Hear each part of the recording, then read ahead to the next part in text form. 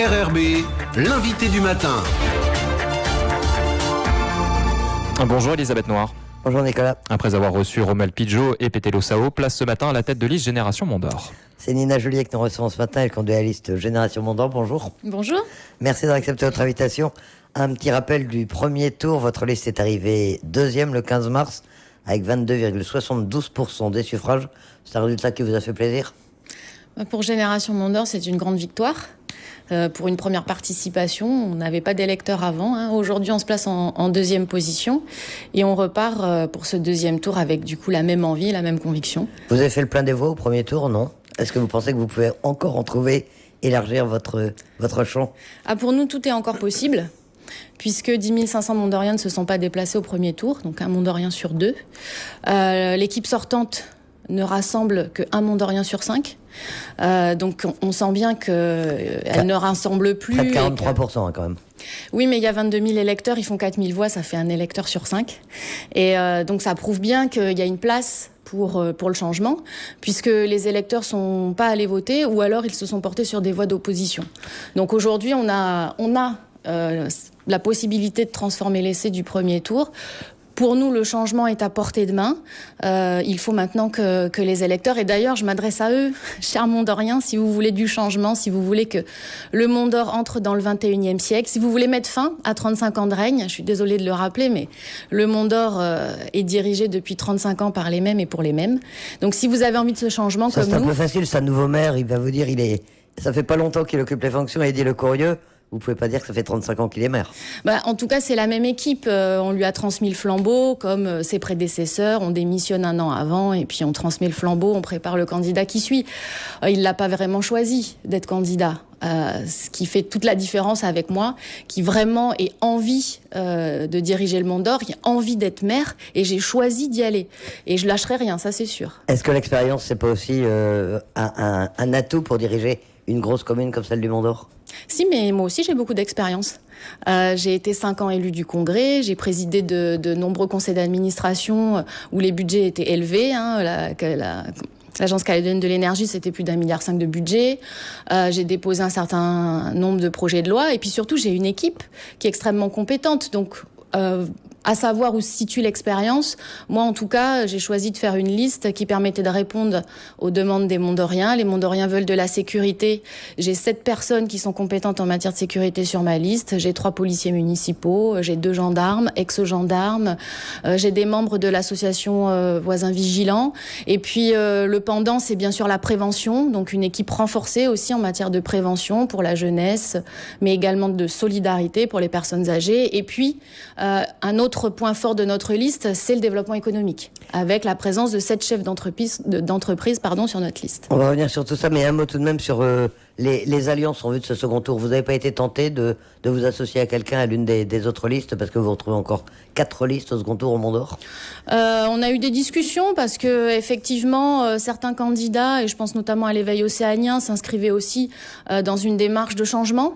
Donc, bien évidemment, on a discuté, mais maintenant, c'est plus le propos. On est reparti en campagne avec notre conviction. Et puis, le deuxième tour, c'est dans 3 jours maintenant. Donc, on se tourne vers l'avenir.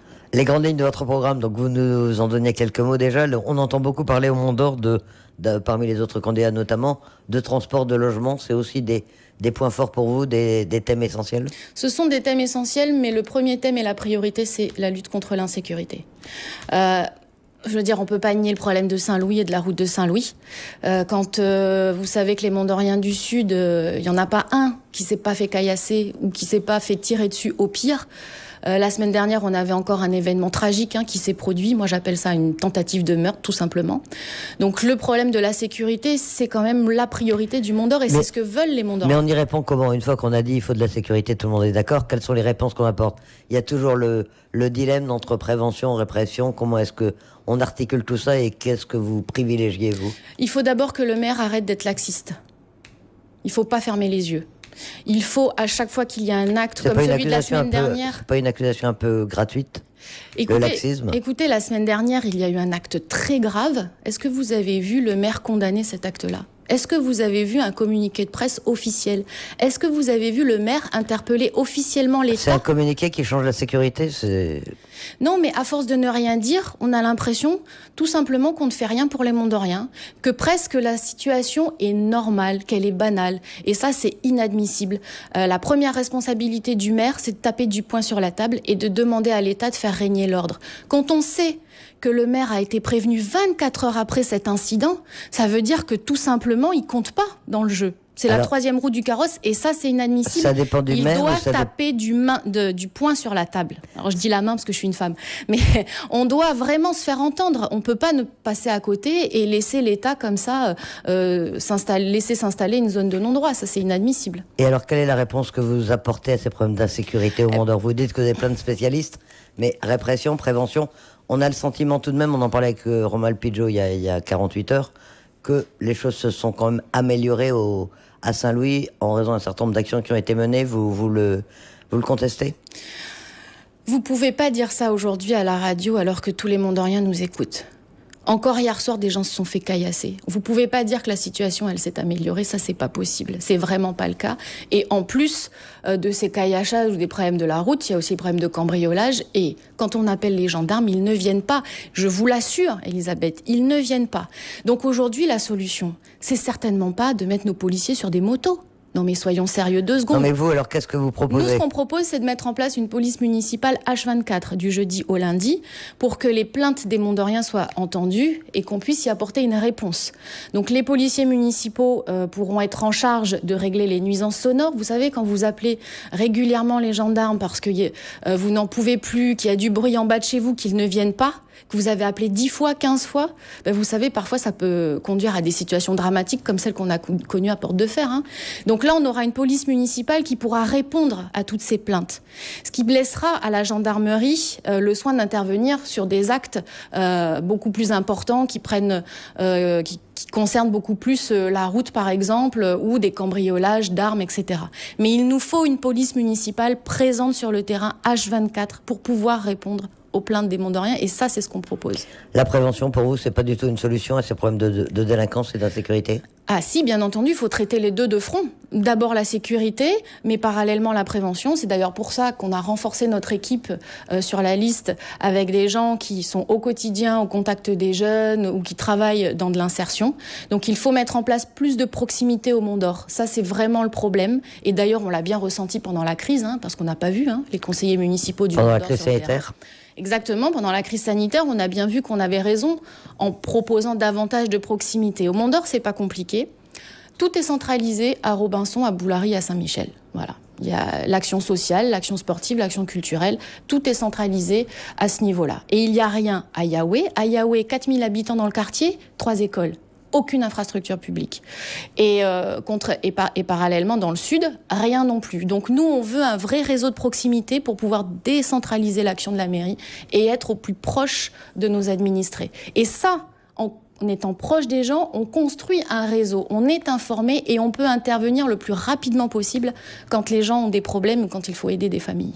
Les points forts de votre programme, autrement, la sécurité, on l'a bien compris. Il y en a d'autres. Qu'est-ce que vous proposez au Mondorien? Bien évidemment, la deuxième route.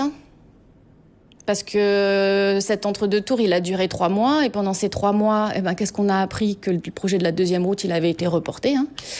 Et ça, nous, on n'est absolument pas d'accord avec ça. C'est pas très clair, ça dépend apparemment d'un certain nombre de décisions provinciales, de financement, etc. Ça n'a pas été abandonné, en tout cas, semble-t-il. Ça a encore été confirmé lors du dernier débat qu'on a fait pour ces municipales. Si, il a été clairement abandonné. Moi, je me suis battue en 2016 pour avoir 1 milliard pour faire des études sérieuses, parce que pour aller demander un prêt à l'État, il faut arriver avec une étude costaud. Et là, aujourd'hui, on n'aura pas cette étude puisque l'argent a été détourné pour refaire la route de Saint-Louis. Donc, heureusement, on apprend cette nouvelle avant le deuxième tour. Donc, c'est bien d'en informer quand même les Mondoriens. Donc, nous, on se battra de la même façon qu'on se battra pour la sécurité. Il va falloir aller taper du poing sur la table. Vous savez, les Mondoriens, ils ont payé la 2 fois 2 voies jusqu'à Tontouta. Ils payent le néobus, ils payent le grand tuyau. Mais ils bénéficient de quoi dans l'histoire? Rien. Donc aujourd'hui, la solidarité, elle doit s'exercer aussi dans l'autre sens. Ça fait 30 ans qu'on veut une route.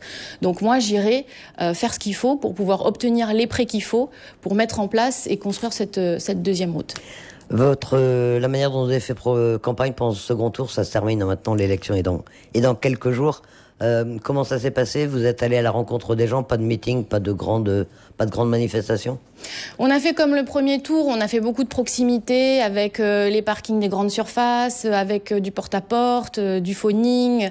Mais on a également mis en place 2 rencontres citoyennes, c'était hier soir, avant-hier soir. Les gens étaient très contents du format, on a répondu à toutes leurs questions. Mais on a évidemment aussi adapté nos éléments de langage, parce que comme je vous l'ai dit, il y a eu des événements qui se sont passés là en 3 mois, et on ne pouvait pas ne pas en tenir compte. C'est la crise sanitaire, c'est une mairie qui a été complètement absente pendant cette crise. Nous, on aurait été à la mairie pendant la crise, on aurait été sur le terrain, on aurait été apporter les autorisations de déplacement aux gens, on aurait mis en place un proxybus, on aurait voté des subventions. La mairie, elle avait un budget excédentaire en 2019. Un budget excédentaire. Alors c'est très bien, c'est une bonne gestion, mais si c'est pour les garder comme un compte en banque, une mairie, c'est pas un compte en banque. Là, les gens avaient besoin d'aide et on les a pas aidés alors qu'on en avait les moyens. Au contraire, on a demandé aux Mondoriens d'être généreux et de faire des dons. Donc moi, j'appelle pas ça aider les gens. Vous le disiez, beaucoup d'abstention pour ce premier tour des élections municipales. Est-ce que vous les sentez mobilisés aujourd'hui pour ce second tour? Ou est-ce qu'il y a une espèce d'indifférence? Il n'y a pas d'indifférence, il y a un contexte qui fait que les gens ont d'autres priorités, et moi je peux tout à fait comprendre, parce que après la crise sanitaire, maintenant on va avoir une crise économique avec des gens qui se demandent s'ils vont pouvoir continuer à travailler, des entreprises qui se demandent si elles vont pouvoir survivre. Donc évidemment les gens ont d'autres préoccupations.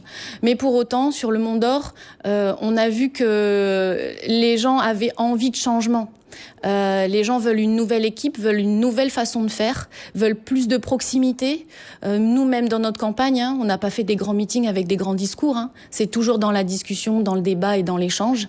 Et je pense qu'aujourd'hui, on verra ce qui se passera dimanche, mais je pense qu'on aura une augmentation de la participation, et vous savez, tout est possible.